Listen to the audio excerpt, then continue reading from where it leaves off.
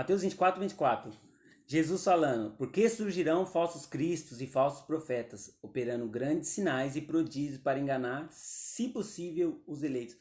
Uma das coisas que eu vejo muitas pessoas falar é, nossa Vicente, mas eu fui no culto de tal pessoa e eu vi tanta coisa acontecer. Irmão, você tem que entender que o milagre, aquilo que o profeta ele faz através do Espírito Santo, através do poder de Deus, é para atrair para Cristo, para entender a palavra.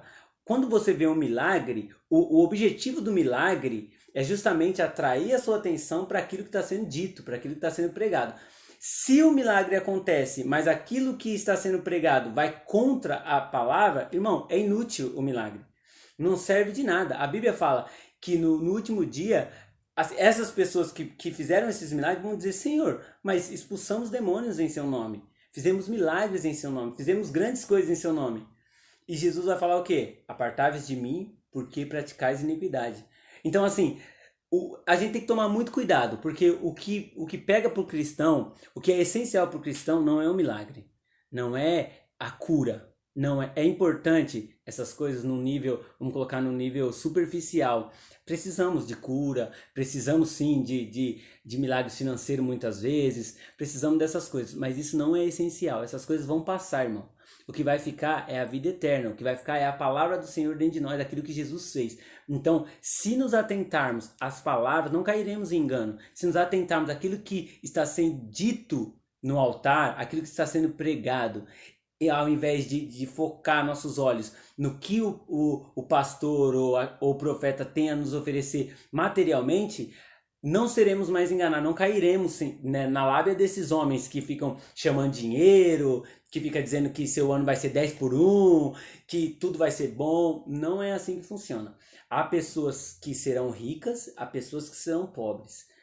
Jesus falou para Pedro, explicou para ele como que seria a morte dele. Jesus mostrou para ele como ele morreria. Jesus mostrou para Paulo que ele sofreria em nome do Senhor. Pessoas que nasceram para sofrer. A palavra diz isso, para que o nome do Senhor seja glorificado.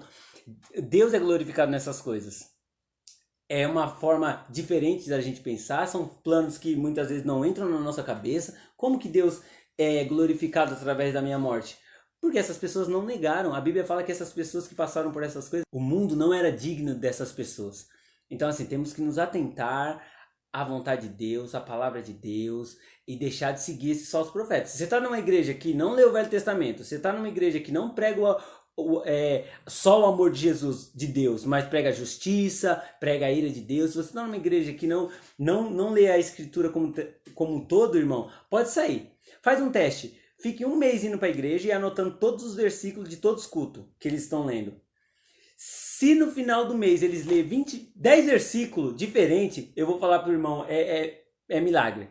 É muito difícil, porque geralmente eles pegam os mesmos versículos para pregar. Os mesmos versículos, a mesma base. Pega versículo, olha o tamanho da Bíblia, irmão. Olha o tanto de página que tem a Bíblia. Os caras lêem 20 versículos.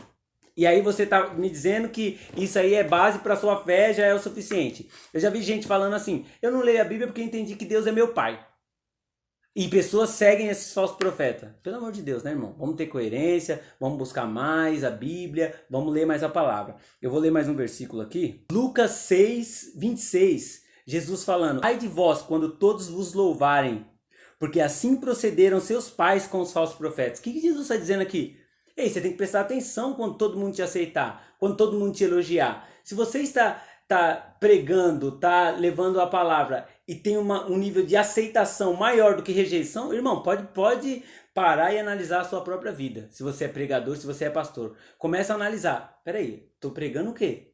Todo mundo aceitando? Eu vejo nos comentários dessas pessoas, desses falsos profetas aí, pessoas que dizem, eu sou da macumba e gosto de ouvir. Nossa, eu sou da Umbanda, eu sou espírita, mas eu gosto de...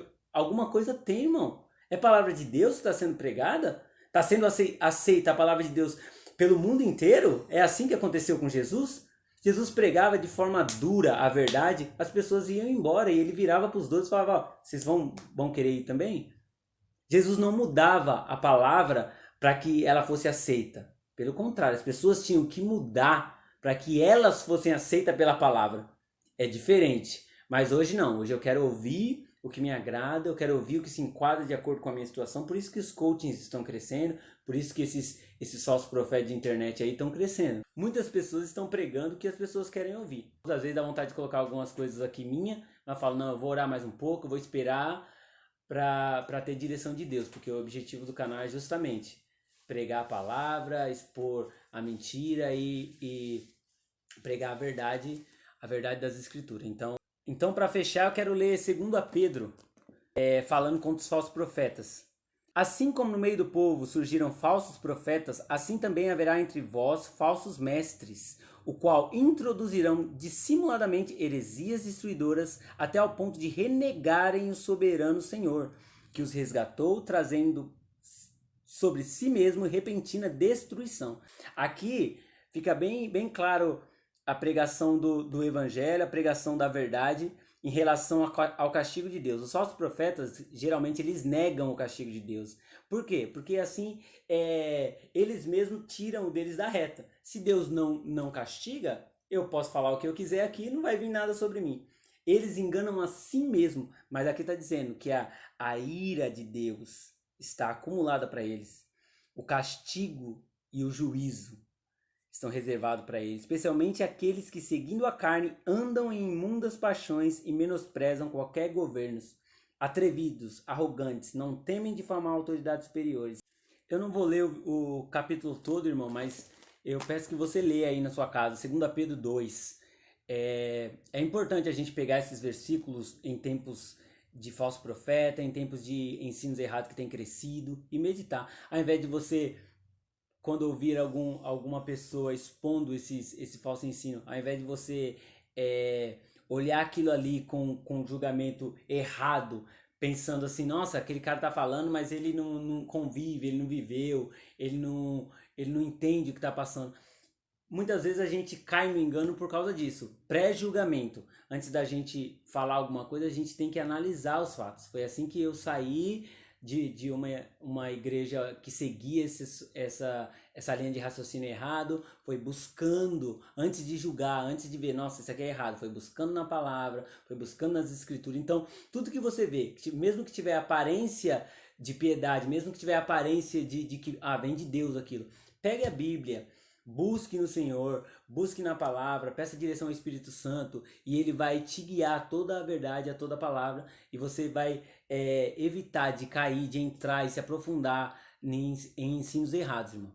Hoje em dia está muito fácil de a gente cair nesse tipo de ensino, porque é sutil o engano de Satanás. Então temos que ficar com os olhos bem atentos à palavra do Senhor. Amém? Essa é a palavra que eu tinha para hoje. Deixa seu like, compartilha com quem os irmãos acham que estão vivendo em engano aí. E sejam abençoados na prática dessa palavra. Amém, irmãos? Até mais. Tchau.